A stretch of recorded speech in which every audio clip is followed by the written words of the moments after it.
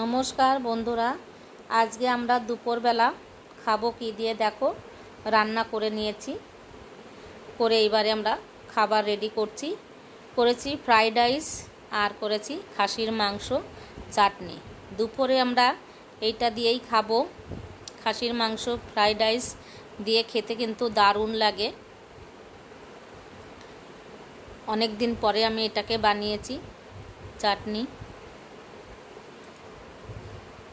আমের চাটনি এরকম একটু ঘন ঘন করে রান্না করলে খুব ভালো লাগে খেতে, টক টক মিষ্টি মিষ্টি খেতে দারুণ লাগে। খাসির মাংস প্রেসারে রেখে দিয়েছিলাম, কারণ গরম থাকে, নরমও থাকে, তার জন্য এটা আমি আমার ছোটো ছেলে এখন খাবো। এটাকে আমাদের দুজনের জন্য খাবারটা রেডি করছি। এই যে ফ্রাইড রাইস নিয়ে নিয়েছি। বন্ধুরা, তোমরা এরকমের খেয়ে দেখবা খাসির মাংস ফ্রাইড রাইস, খেতে কিন্তু দারুণ লাগে। খেয়ে দেখবা কেমন লাগে, তাহলে কমেন্ট করে জানাবা। সাবস্ক্রাইব করবা, বন্ধুদের মতো একটু শেয়ার করে দিও।